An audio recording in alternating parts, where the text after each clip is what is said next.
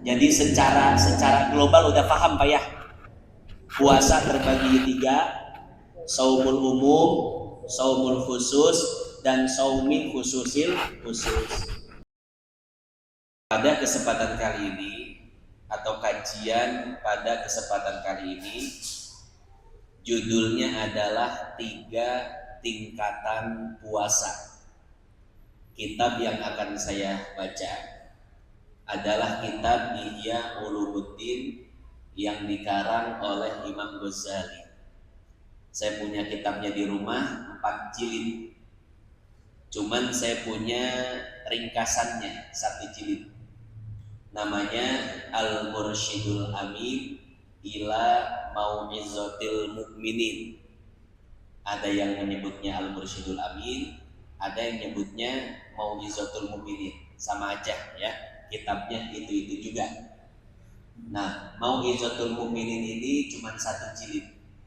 Dia tidak tebal juga. Saya bacakan kitabnya. Bismillahirrahmanirrahim. Qala al-musannif. Pengarang kitab ini yaitu Imam Ghazali. Beliau mengatakan, "I'lam, ketahuilah olehmu, anna sauma salasu darajatin, bahwasanya puasa memiliki 3 tingkatan. Saumul umumi, yang pertama yaitu saumul umum, wa saumul khususi, dan yang kedua adalah saumul khusus, wa saumu khususil khususi. Sementara yang ketiga adalah saumu khususil khusus." Puasa ada berapa tingkatan Pak? 3. Pertama saumul umum, kedua saumul khusus, ketiga saumu khususil khusus. Apa itu saumul umum? Imam Ghazali melanjutkan, amma saumul umum fahuwa kaful batni wal farji an qada'i syahwati kama sabaqa tafsiluhu. Adapun saumul umum yaitu hanya atau berpuasa hanya sekedar menahan haus, lapar, dan syahwat. Jadi saumul umum puasanya itu cuma 3. Puasa minum, puasa makan, dan puasa hubungan badan. Ya.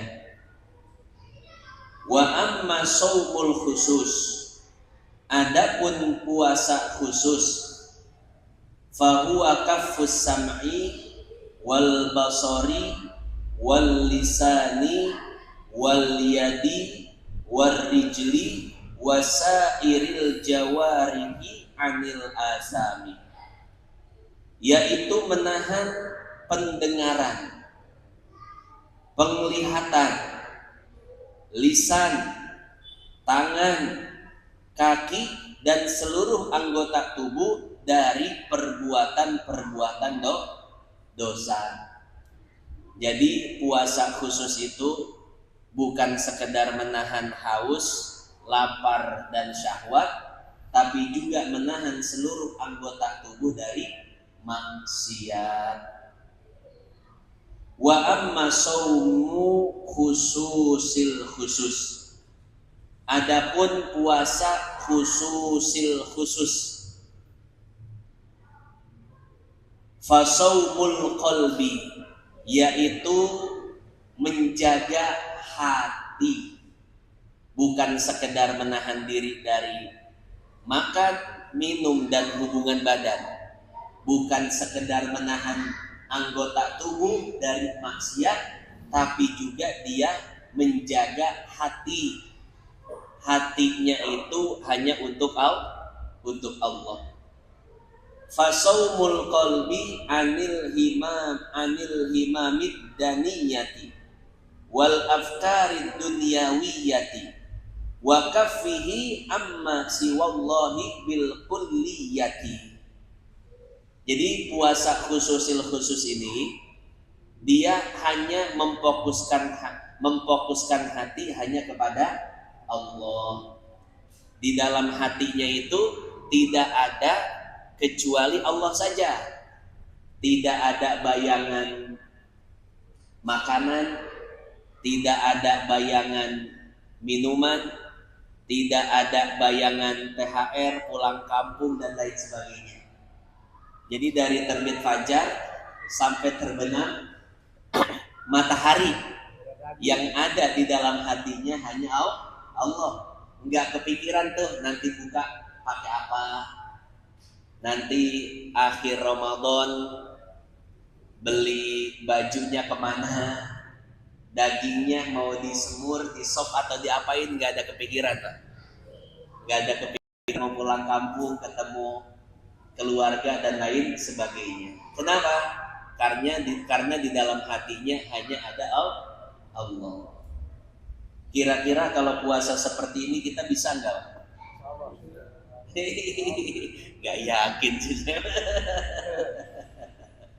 Kita mah banyak pikiran, Pak. Banyak pikiran, ya. Makanya kata Imam Ghazali, puasa yang ketiga ini, shaumu khususil khusus, itu adalah puasanya para nabi, siddiqin dan muqarrabin. Wa hadhihi rutbatul anbiya was-siddiqin wal muqarrabin. Ini puasanya orang-orang khusus. Tidak sembarang orang bisa puasa seperti ini. Kalau puasa yang kedua oke lah Pak, kita kayaknya bisa juga, ya. Menjaga mata dari yang haram, menjaga lisan dari yang haram, menjaga telinga dari yang haram. Insya Allah kalau itu sampai situ kita bisa. Cuman kalau yang ketiga, menjaga hati agar tidak berpaling kecuali hanya kepada Allah. Siapa yang bisa Pak? Saya ragu juga sih ya. Ya saya jujur saya nggak bisa. Masih hati itu masih kaitan terhadap dunianya itu masih kuat. Ya, masih mikirin coba Pak akhir Ramadan ini kita. Ya, masih mikirin itu. Ya makan dagingnya disemur atau di sop, nanti bikin kupat atau enggak, nanti kita pulang kampung ke Bogor bagaimana. Kayaknya sulit Pak ya yang ketiga ini ya. Nah itulah penjelasan singkat dari Imam Ghazali ya. Saya ulang lagi, ini baru penjelasan singkatnya. Sebentar lagi akan kita bahas lebih dalam. Pertama, yang namanya puasa kata Imam Ghazali ada 3 tingkatan. Tingkat yang pertama namanya shaumul umum, puasanya kebanyakan orang. Jadi kebanyakan orang puasanya seperti ini. Bagaimana puasanya kebanyakan orang? Puasa hanya sekedar menahan haus, lapar dan syahwat.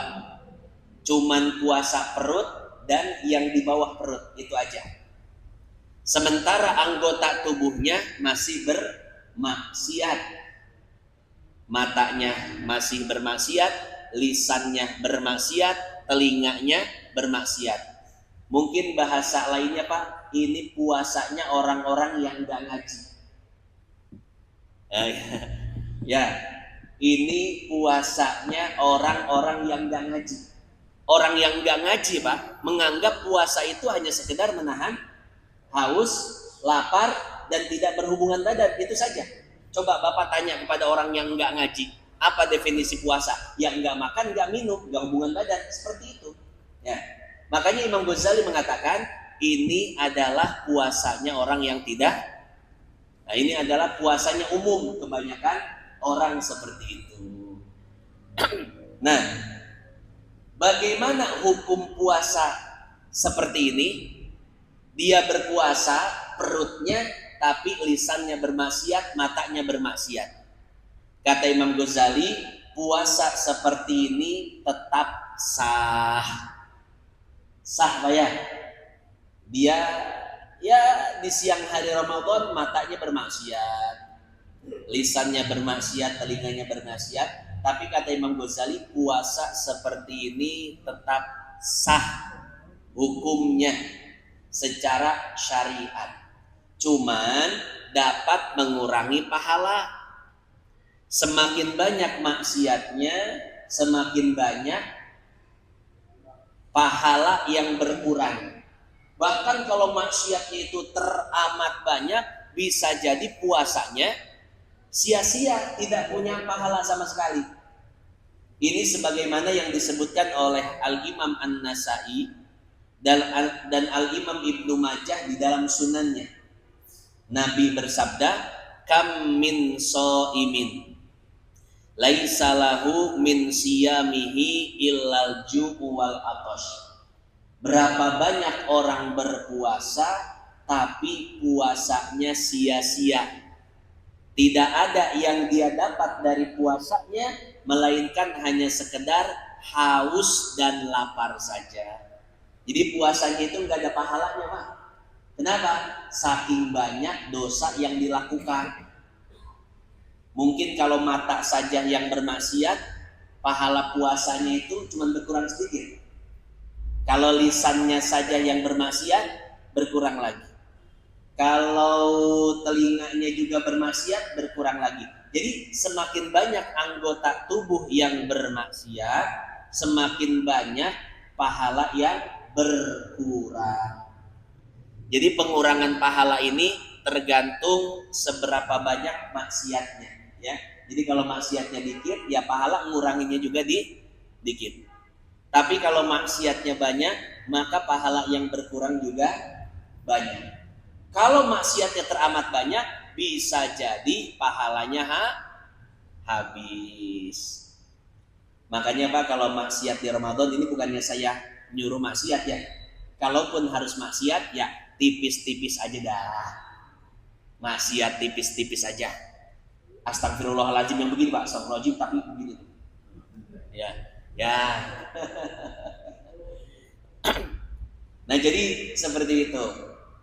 Ini konsekuensi dari saumul umum yang puasanya hanya sekedar menahan haus, lapar dan syahwat saja. Sedangkan anggota tubuh lainnya bermaksiat.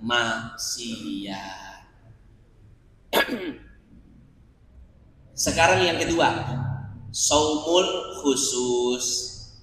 Nah, saumul khusus seperti yang dijelaskan tadi, bahwa puasa seperti ini bukan hanya menahan haus, lapar dan syahwat, tapi juga menahan seluruh anggota tubuh dari maksiat. Jadi selain perutnya yang berpuasa, matanya juga puasa, lisannya puasa, telinganya puasa, seluruh anggota tubuhnya berpuasa dari maksiat.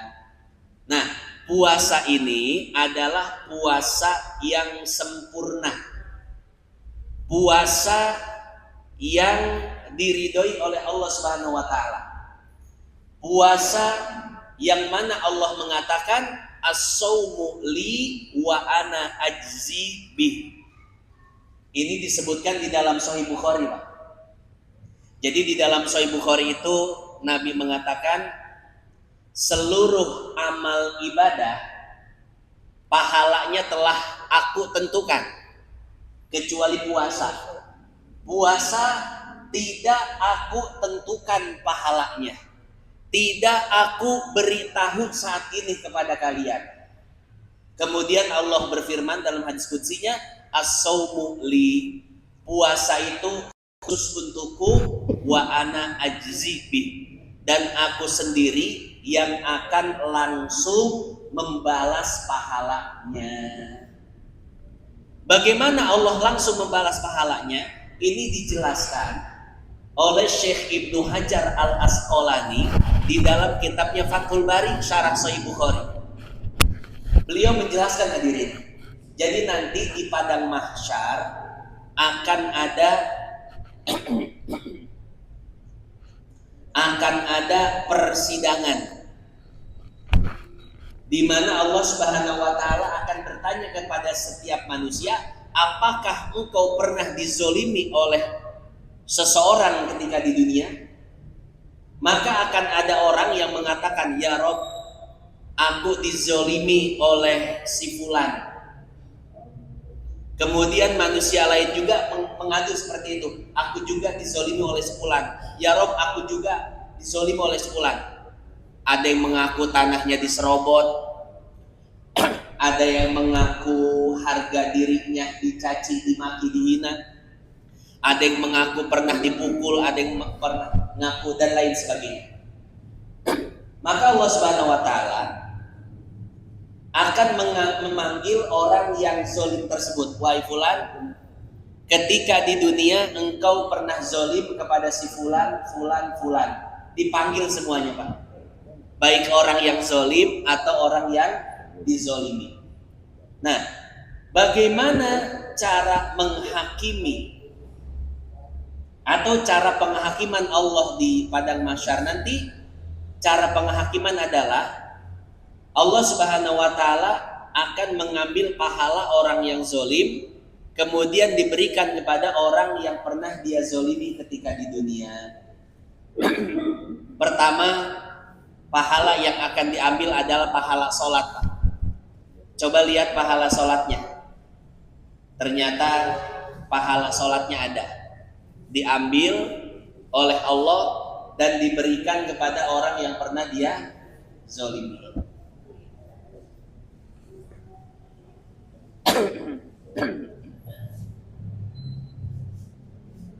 Kemudian datang lagi orang yang pernah dia zolimi. Kata Allah, coba periksa lagi apakah masih punya amal soleh. Oh, ada, pahala puasa. Diambillah pahala. Apakah masih ada amal soleh lain? Ya. Pahala apa? Pahala sedekah.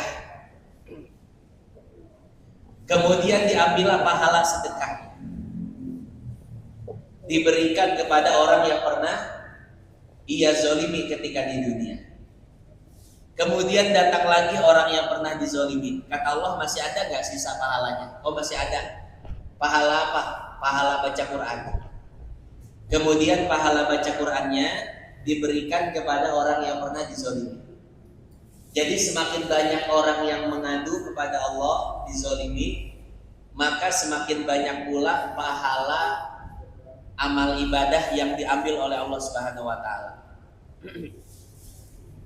Nah, kemudian ketika pahala amal ibadahnya habis, maka Allah bertanya, wahai malaikat, apakah masih tersisa pahalanya? Kata malaikat, ya Rob, ya betul. Amal pahalanya masih tersisa satu apa? Yaitu amal pahala puasa. Kata Allah, ya sudah, ambil pahala puasanya, berikan kepada orang yang pernah ia zolimi ketika di dunia. Ya. Kemudian Allah pun mengambil pahala puasanya. Diambil pahala puasanya, diberikan kepada orang yang pernah dizolimi. Kemudian pahala puasanya ini tidak habis-habis, Pak. Diambil, diberikan pada orang yang zolim, masih ada. Diambil lagi, masih ada. Diambil lagi, masih ada. Ya. Kemudian ketika orang yang pernah dizolimi ini sudah habis, maka Allah bertanya lagi, wahai malaikat, apakah pahalanya tersisa? Kata malaikat, ya Rob, seluruh amal solehnya habis kecuali amal puasanya saja. Dari sekian banyak amal soleh yang diambil, ternyata yang masih tersisa adalah pahala puasa. Kata malaikat, ya Rob, kenapa amal puasanya ini gak habis-habis? Padahal amalan sholat diambil beberapa kali habis. Amalan zikirnya habis, amalan sedekahnya habis, amalan zakatnya habis. Tapi kok amalan puasa ini sudah berkali-kali diambil tidak habis. Apa kata Allah? Wahai malaikat, itulah yang aku maksud wa ana ajzibi. Semua amalan puasa, semua amal sore, pahalanya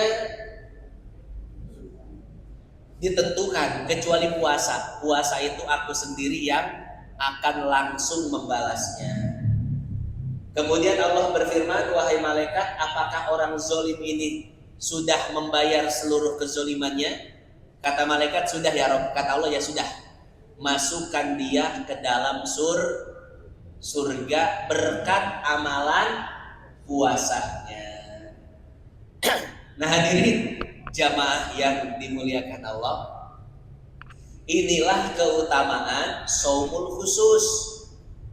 Puasa yang bukan sekedar menahan haus, lapar, dan syahwat, tapi juga puasa yang menahan seluruh anggota tubuh dari maksiat. Inilah puasa yang diridhoi oleh Allah dan puasa yang akan mendapatkan pahala, yang mana pahalanya akan langsung dibalas oleh Allah Subhanahu wa ta'ala.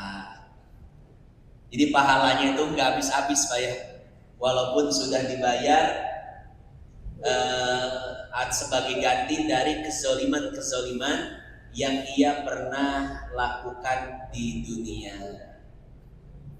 Maka sebisa mungkin Pak, di dunia ini kita harus melakukan shaumul khusus ya.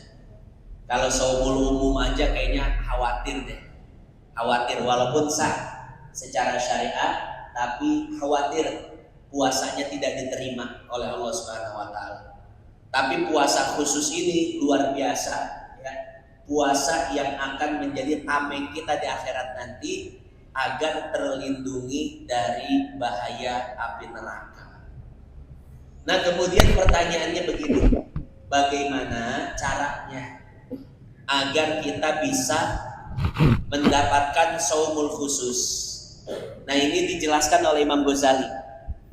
Imam Ghazali kembali menjelaskan bahwa untuk mendapatkan shaumul khusus maka seseorang perlu menjaga 6 hal.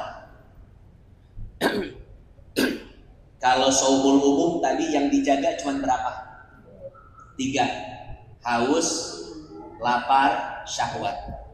Nah kata Imam Ghazali, untuk mendapatkan shaumul khusus selain yang 3 tadi, ada 6 hal yang perlu kita jaga. Pertama, Ghaddul basar, yaitu menjaga pandangan mata.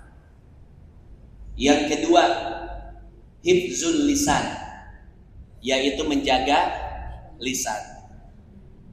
Yang ketiga, kafus sam'i, menjaga pendengaran. Jangan sampai mendengar gibah, mendengar ucapan-ucapan buruk dari orang, dan mendengar ucapan-ucapan yang diharamkan. Yang keempat, kafu baqiyatil jawarih anil azam, menjaga seluruh anggota tubuh dari dosa. Jadi selain mata, lisan, dan telinga, maka anggota tubuh yang lain pun harus dijaga. Seperti tangan, kaki, kemaluan, dan anggota tubuh yang lainnya. Jangan sampai berbuat dosa. Kemudian yang keempat, an la yastaksir minat to'amil halal waqtal iftar, tidak memperbanyak makan saat berbuka puasa. Ini kayaknya agak berat. Iya. Jadi nanti buka puasanya itu jangan banyak, jangan sampai kenyang. Tuh. Ini kira-kira kita kalau puasa kenyang nggak? Wah, hati-hati ini. Jadi kata Imam Ghazali, jangan sampai kenyang. Wah, bukan kemerakan lagi. Kalau kemerakan sih itu udah lewat dari kenyang itu. Ini kenyang aja jangan. Ayo, udah mulai repot kayak ini. Ya. Yang keenam, an yakuna qalbuhu ba'dal iftar mu'allaqan muttariban bainal khaufi war roja.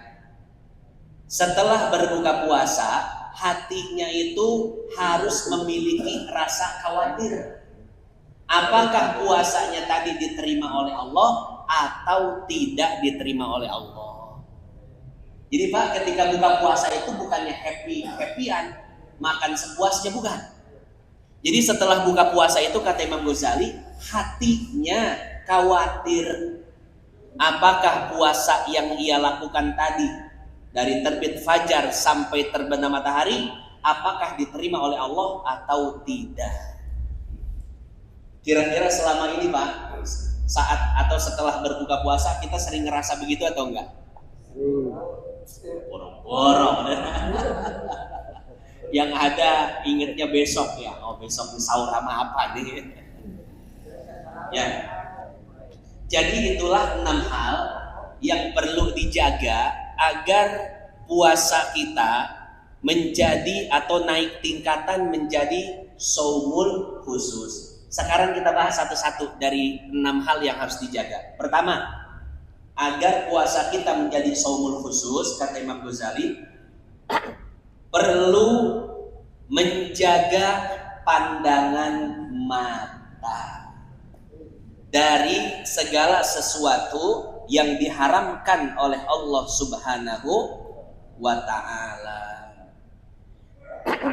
Kata Nabi dalam hadis yang diriwayatkan oleh Imam Hakim, dan hadis ini hadis sahih. Nabi bersabda, an-nadratu sahmun masmumun min sihami iblis. Pandangan mata adalah salah satu panah dari panah beracun yang dilesatkan oleh iblis. La'anahullah, yang Allah laknat.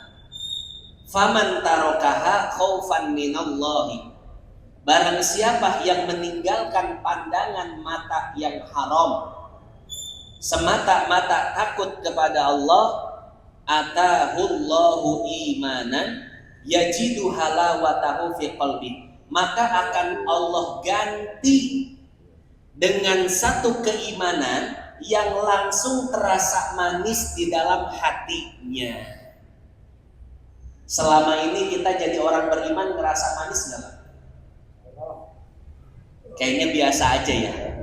Kita jadi orang beriman tuh kayaknya biasa aja. Sholat kayaknya biasa aja, tidak terasa manis. Puasa biasa aja, tidak terasa manis. Baca Quran biasa saja, tidak terasa manis. Kenapa? Karena kata para ulama, ibadah kita masih bercampur dengan maksiat. Maksiat itulah yang menghalangi rasa manis keimanan dan rasa manis ibadah yang ada di dalam hati.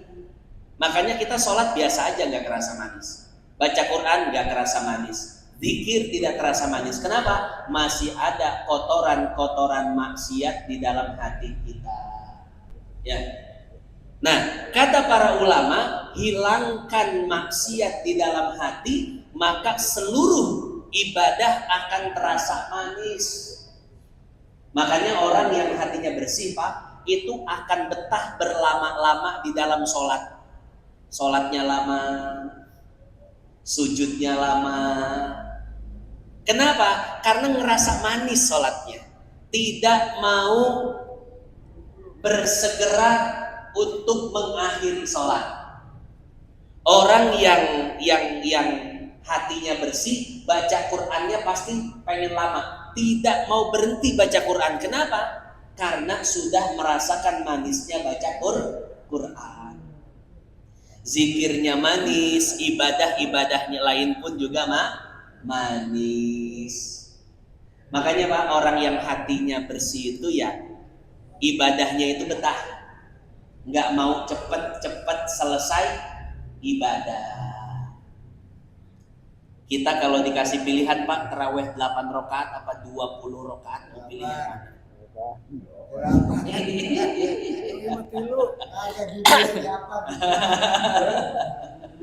Iya, jujur Pak, kayaknya kita lebih tertarik sama 8. Artinya begini Pak, jangan dulu mengklaim diri ini sudah baik.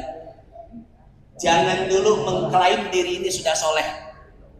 Jangan dulu mengklaim diri ini sudah bagus. Kenapa? Dikasih pilihan tarawih 28 aja kita pilih 8. Ya betul. Ya kita rasain dulu aja diri kita ini buruk, udah gitu. Adapun urusan kedepannya kita memperbaiki, meningkatkan kualitas ibadah, itu kita dikit-dikit aja. Yang penting ngerasa nggak baik dulu aja. Yang penting ngerasa diri ini nggak sempurna dulu aja begitu. Yang penting ngerasa diri ini, oh ternyata saya ini masih males ibadahnya. Ngerasa dulu aja. Jangan dulu kita ngerasa sudah sempurna ibadah kita. Itu penyakit Pak. Merasa sudah sempurna ibadah, merasa sudah bagus ibadah, itu penyakit. Oh, jangan bangga. Oh saya 8, bangga dengan 8. Saya 20, bangga dengan 20. Pertama kita sadari dulu, ibadah kita ini tidak sebagus yang dipinta oleh Allah. Ibadah kita ini tidak selayak yang dipinta oleh Allah. Sadari dulu aja, ya. Itu maksud Imam Ghazali itu seperti itu. Beliau ini memang ingin meningkatkan kualitas rohani kita, bukan orang yang muji-muji kita terus. Hati-hati dengan pujian, Pak. Bapak sering dipuji naik, sering dipuji lengah, gampang dijatuhin.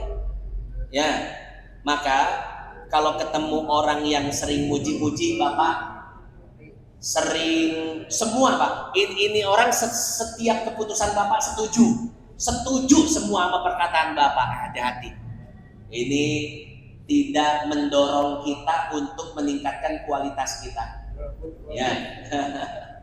Tapi Pak, cari teman itu, teman yang bisa mengkritik kita, teman yang bisa untuk mengungkapkan kesalahan-kesalahan kita, teman yang bisa memberitahu kesalahan kita. Itu teman yang sejati, yang seperti itu, ya.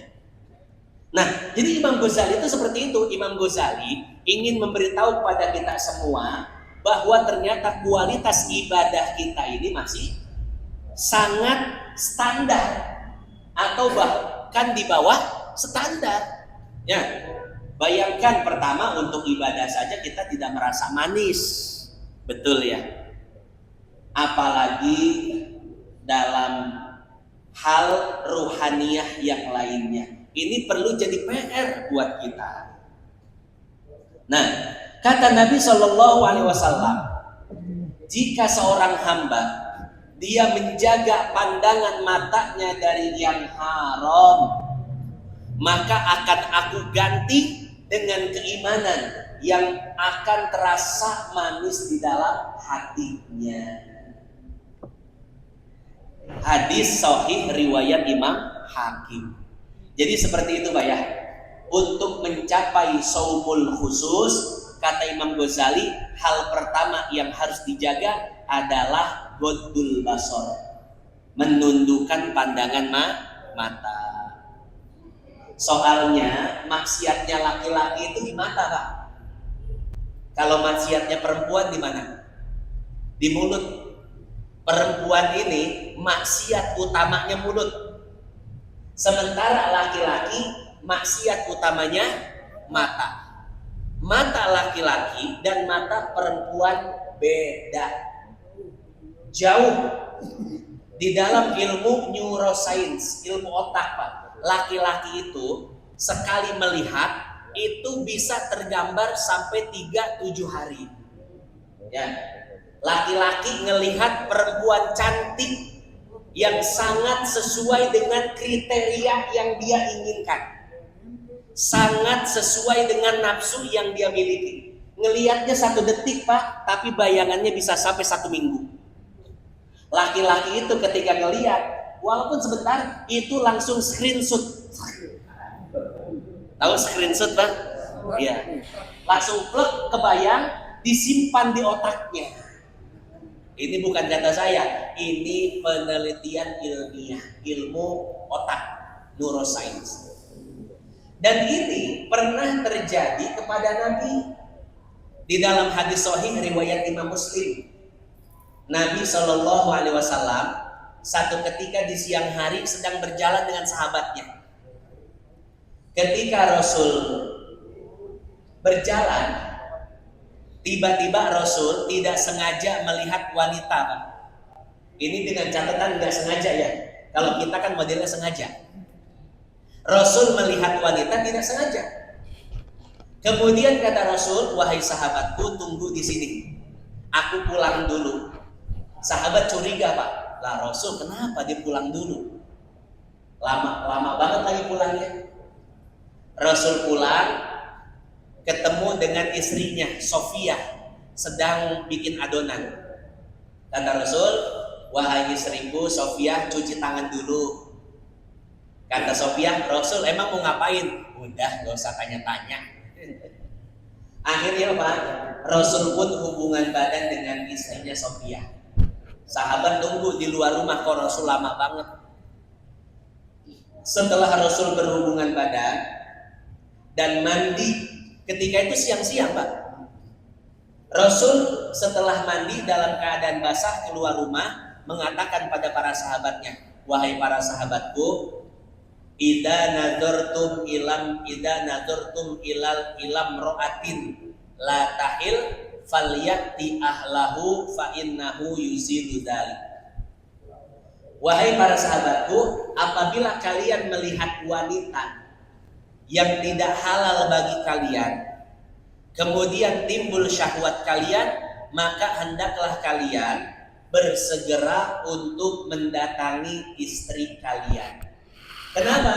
Karena dengan mendatangi istri kalian dapat menghilangkan pikiran-pikiran kotor tersebut. Betul Pak ya? Bapak nih kalau lagi bawa syahwat dari luar, namanya laki Pak. Betul ya? Kadang Pak kita laki pulang ke rumah itu bawa syahwat dari luar.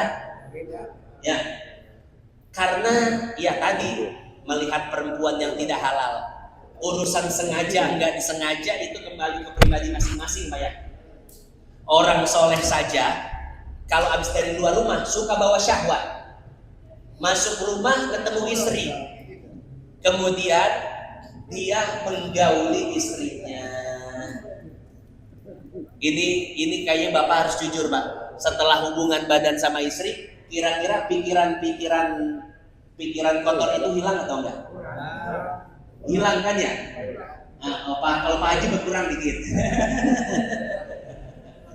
Ya, ada yang berkurang, ada yang memang hilang total. Tergantung seberapa kuat ini hayalannya ya. Ya. Yang lucu Pak, almarhum Haji Elan Pak Haji.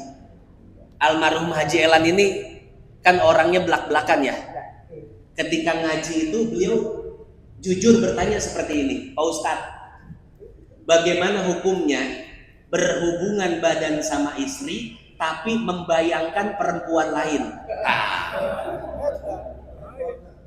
Kan ini kan pertanyaan bapak-bapak kan? Cuman bapak-bapak malu nanyanya. Dan itu diwakili oleh almarhum Haji Elan. Kata Haji Elan, saya mewakili bapak-bapak. Iya, Pak Ustadz, bagaimana hukumnya tuh hubungan badannya sama istri, tapi yang dibayangkan perempuan lain, haram atau tidak? Itu almarhum sampai bertanya seperti itu, Pak. Kemudian saya bilang, Pak Haji, di dalam kitab Tuhfatul Muhtaj, karangan Syekh Ibnu Hajar, juga dinukil di dalam kitab Zaitunatul Alqah yang dikarang oleh Syekh Basaudan. Beliau mengatakan bahwa berhubungan badan dengan istri sambil memikirkan wanita lain hukumnya makruh. Hukumnya makruh. Kalau makruh berarti kesimpulannya apa?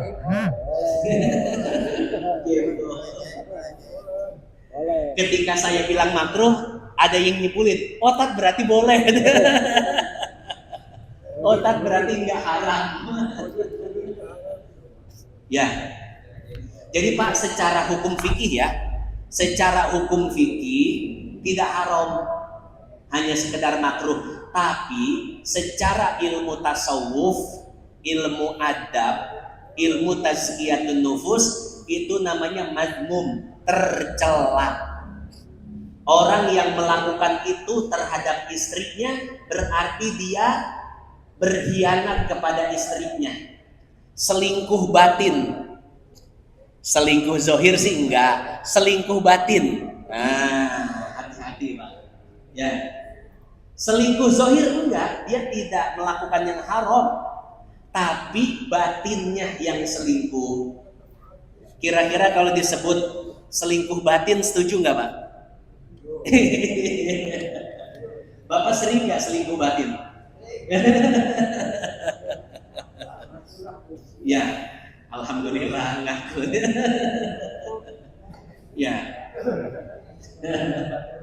Jadi seperti itu ya hadirin. Jadi secara hukum fikih, hukum syariat makruh, tidak haram. Artinya tidak ada dosanya.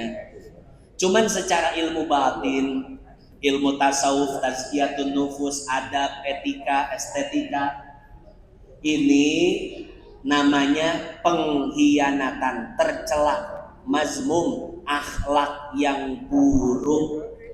Ya. Maka walaupun tidak dosa, tapi ini merupakan sesuatu yang perlu kita perbaiki ya. Kalau kita ingin mendapatkan saumul khusus, maka kita harus memperbaiki hal-hal seperti ini ya. Insya Allah sampai sini paham Pak ya. Makanya kata Imam Ghazali, agar tidak berbentuk khayalan, maka pandangan matanya harus kita tutup sedari dini. Ada yang haram, ada perempuan yang tidak halal, apalagi perempuan itu Pak sesuai dengan kriteria nafsu kita. Kan nafsu kita itu punya kriteria masing-masing ya. Ada laki-laki yang kalau ngelihat perempuan yang terlalu tebal itu nggak nafsu sama sekali, atau terlalu tipis nggak nafsu juga, ya. Atau langsing, ya, dia itu nafsunya sama yang langsing. Kalau ngelihat yang langsing, ngelihatnya 1 detik, tapi buat hilangnya 7 hari 7 malam. Ya, ada yang seperti itu nafsu. Ada yang kriteria nafsunya sama yang putih banget luar biasa. Ngelihat perempuan hitam, yang ngelihat putih dikit nggak terlalu tertarik. Tapi kalau putihnya luar biasa Pak, walaupun mukanya sedang, walaupun mukanya biasa, tapi kalau kulitnya putih, wah, ini sekali lihat 7 hari 7 malam dia nggak bisa lupa. Ya. Ada yang kesenangan nafsunya seperti itu. Ada lagi yang kesenangan nafsunya itu yang gemoy. Kalau ngelihat yang langsing Pak dia nggak demen. Ya, apaan itu? Ya, bambu runcing dikatain. Tapi kalau ngelihat yang gemoy, masya Allah. Oh, andai kuota bukan cuma 4, andai ada kuota 5, 6, saya deketin itu si gemoy. Jadi hati-hati. Pertama kita harus mengenali apa yang disukai oleh nafsu kita. Yang kedua, kita apa kat itu bahasa Indonesianya? Kita cegah mata kita dari melihat sesuatu yang disukai oleh nafsu kita. Ya. Makanya Pak, kalau sudah ada bayangan-bayangan, misalnya Bapak nih sukanya sama wanita-wanita berseragam. Kalau ngelihat wanita berseragam ini, apa sih bahasa itunya ya? Nafsunya, fetishnya. Apa ya fetishnya? Kesukaannya itu bangkit Pak. Maka kalau ada perempuan berseragam, Bapak mau lewat situ, hindari langsung, cari jalan lain. Nah, kenapa? Karena kalau ngelihat yang berseragam, itu kriteria syahwatnya itu bangkit Pak. Ya. Ada yang sukanya seragam yang ASN, ada yang sukanya seragam bidan, ini nafsu kita ini jahat Pak. Saya tahu kejahatan nafsu saya, makanya saya bisa baca kejahatan nafsu Bapak juga, kan kita nggak jauh beda. Ya. Iya, dan jadi seperti itu. Ya. Nah, jadi hal pertama yang harus kita lakukan adalah kita harus mengenali diri kita. Seberapa jahat diri kita, seberapa buas nafsu kita harus kita kenali. Untuk apa? Bukan untuk ditunaikan dan dipuaskan, tapi untuk dihindari. Ya. Itu yang pertama apa? Godul basor. Untuk mendapatkan puasa khusus, maka kita harus menundukkan pandangan mata. Yang kedua, untuk mendapatkan puasa khusus harus menjaga lisan dari gibah, berbohong dan lain sebagainya. Pak Ustadz, apakah ada gibah yang diperbolehkan? Apakah ada bohong yang diperbolehkan? Ya. Kemudian apakah kita harus benar-benar bersembunyi dari manusia? Tidak boleh bersosialisasi selama di bulan suci Ramadan. Apakah untuk mendapatkan shaumul khusus kita harus benar-benar mengunci diri, tidak bertemu dengan siapapun? Apakah kita harus keluar? Insya Allah akan kita lanjutkan pada pertemuan berikut. Nah, jadi secara global udah paham Pak ya? Puasa terbagi 3, shaumul umum, shaumul khusus, dan shaumi khususil khusus. Tadi shaumul umum sudah kita jelaskan dengan detail. Kemudian shaumul khusus belum selesai penjelasannya. Insya Allah shaumul khusus dan shaumu khususil khusus akan kita lanjutkan pada pertemuan berikutnya. Adapun pertemuan saat ini kita cukupkan sampai di sini.